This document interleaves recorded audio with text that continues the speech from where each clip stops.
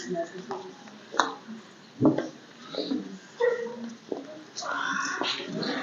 of you now hold your breath.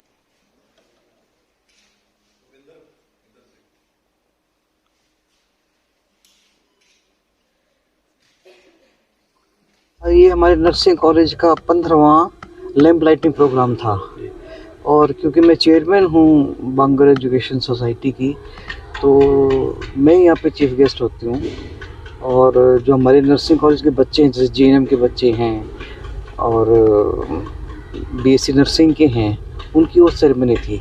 उसमें हम लोग लैंप लाइटिंग का प्रोग्राम रखते हैं और फिर थोड़ा सा ये कि बच्चों को थोड़ा बताना पड़ता है कि भी हम ये क्यों मनाते हैं, ये दिन फ्लोरेंस नाइटिंगेल की वजह से मनाते हैं। और दूसरी बात ये कि हमारा नर्सिंग कॉलेज इस टाइम हरियाणा के टॉप नर्सिंग कॉलेजेस में से है। हमारा 100% रिजल्ट आपके पास फाइनल ईयर का, और एक तुलसी शर्मा जो लड़की है वो पूरे हरियाणा में फर्स्ट आई। तो हमारे बड़े गर्व की बात है कि इतने रिमोट एरिया में पिछड़ा हुआ इलाका है। और मैं द प्रिंसिपल बाबा बराड़ा को भी धन्यवाद देना चाहूँगी कि उन्होंने इतनी मेहनत करी है, जबकि वो साउथ के हैं लेकिन वो यहीं रहते हैं और बच्चों का पूरा ध्यान रखते हैं। पढ़ाई का भी स्टाफ हमारा बहुत अच्छा है और हमने हॉस्टल भी इसीलिए बना रखा है ताकि बाहर के बच्चे यहाँ पे आके पढ़ें तो कुछ नया सीखेंगे हमारे बच्चे भी।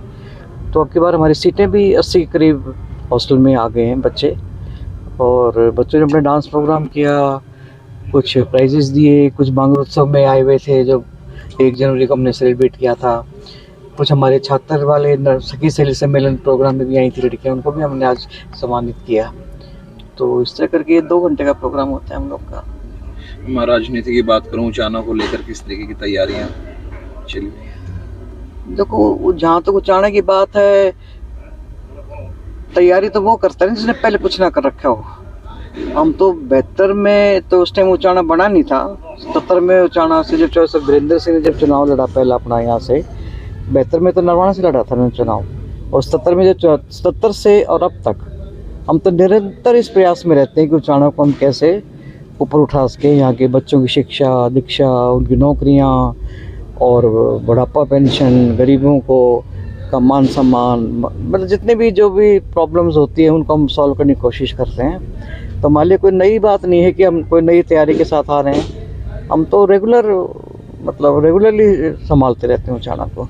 अजय चौटाला ने गठबंधन पर विराम लगाते हुए कहा कि गठबंधन जो लट की तरह मजबूत है वो टूटेगा नहीं कभी भी। अजय ने या अभय ने? अजय चौटाला। कल मैं टीवी पर देख रही थी, यानी 3 तरह के बयान थे। एक तो हमारे मुख्यमंत्री का था, मनोहर लाल जी का। उन्होंने कहा कि पिछले बार भी हमने 10 की 10 सीटें पे कमल खिलाया था और अब के बार भी हम 10 की 10 सीटों पे कमल खिलाएंगे। इससे स्पष्ट है कि बीजेपी किसी गठबंधन में चुनाव नहीं लड़ेगी, वो 10 की 10 लोकसभा अपने आप लड़ेगी। और दूसरा बयान था अजय जी का, जिन्होंने ये कहा कि हमने तो गठबंधन को बड़ी ईमानदारी से निभाया है और हमारी उम्मीद है कि ये गठबंधन आगे भी इसी तरह चलता रहेगा। तो दोनों के वक्तव्य में विरोधाभास है। पहली बात तो मुख्यमंत्री कुछ कह रहे हैं और ये जो जेजेपी के जो राष्ट्रीय अध्यक्ष हैं ये कुछ कह रहे हैं। और तीसरा बयान था इसका दुष्यंत का, जिसने प्रेस कॉन्फ्रेंस करी थी कल चंडीगढ़ में। उसने अभी भी यही बात की है कि मैं उचाना से ही चुनाव लड़ूंगा। हम तो कहते भी लड़ो, अच्छी बात है, क्योंकि 2019 में जो चुनाव में उनको भारी बहुमत से यहाँ से जिताया और डिप्टी सीएम बनाया। अब वो कितने पानी में है इसका पता तो तभी लगेगा ना जब वो यहाँ से चुनाव लड़ेंगे। तो हम तो चाहते हैं कि वो चुनाव लड़े, लेकिन दिक्कत ये है कि अगर हमारा गठबंधन रहा उस समय हमारे को ये मतलब तय करना पड़ेगा कि हम तो चुनावी राजनीति में हैं। अब वहाँ से रिटायर तो होने का मतलब ही नहीं, और लोकसभा का चुनाव हो चुका होगा और लोकसभा में ब्रजेंद्र सिंह को अगर पार्टी उम्मीदवार के तौर पर उतारती है तो निश्चय उसकी जीत पक्की है। और उसके बाद लोकसभा के बाद विधानसभा के चुनाव हैं। तो हम तो उन लोगों में से तो नहीं है कि जो पीछे हट जाएंगे। बाकी देखो भविष्य के गर्भ में क्या है इसका तो अभी तो मैं नहीं कुछ कह सकती, क्योंकि बार बार ये भी बातें आती हैं कि गठबंधन तो नहीं रहेगा, क्योंकि बहुत से लोगों से एमएलए से भी एक्स एमएलए से भी उन्होंने कुछ सवाल जवाब करे थे कि आप चाहते हो कि गठबंधन रहे, तो वो कहते हैं नहीं, हमारे को कोई ज़रूरत नहीं है कि हम अपने आप में बहुत सक्षम हैं, हमारे को गठबंधन की ज़रूरत नहीं है। और जेजेपी को इसलिए है कि जेजेपी तो खुद बैसाखी का सहारा मिला हुआ है बीजेपी का नाम का।